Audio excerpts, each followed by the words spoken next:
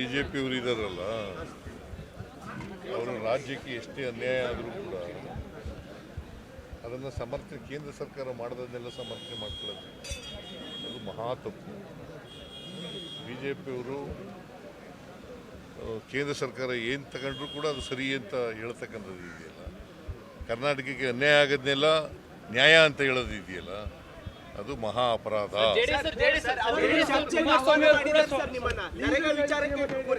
ಚರ್ಚೆಗೆ ಬನ್ನಿ ಅಂತ ಸವಾಲ್ ಹಾಕಿದ್ದಾರೆ. ನಾನು ಚರ್ಚೆಗೆ ಯಾವತ್ತೂ ರೆಡಿ ಇದ್ದೀವಿ. ನಾವು ದೊಡ್ಡ ಆಂದೋಲನನೇ ಮಾಡ್ತೀವಿ.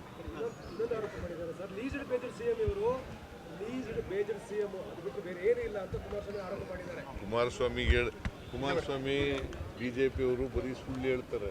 ಅವ್ರಿಗೆಲ್ಲ ಉತ್ತರ ಕೊಡ್ತಾ ಕೇಳ್ತೀರಿ ಅಂತ ಪತ್ರ ಬರೆದಿದ್ದೀನಿ. ನಾನು ಹೋರಾಟ ಪ್ರಾರಂಭ ಮಾಡ್ತೀವಿ. ಕೇರಳದ್ದೇ ನಾನು ಹೇಳ್ತಾ ಇರೋದು.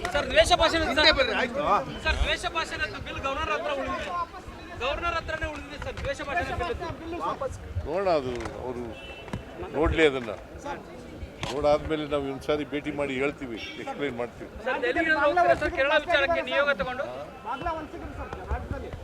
ಯಾರು ಹೇಳಿದ್ರು? ಯಾರಪ್ಪ ಆ ಹೆಸರುಗಳು ಕೊಡಪ್ಪ. ಸರ್ ದೆಹಲಿ ನಿಯೋಗ ಹೋಗ್ತಾರೆ ಸರ್ ಕೇರಳ ವಿಚಾರಕ್ಕೆ ಸಂಬಂಧಪಟ್ಟಂತೆ? ದೆಹಲಿ ನಿಯೋಗ ಏನಾದರೂ ಹೋಗುತ್ತಾ ಸರ್ ಕೇರಳ ವಿಚಾರಕ್ಕೆ? ಬಿಡಪ್ಪ, ನಾವು ಚರ್ಚೆ ಮಾಡ್ತೀವಿ.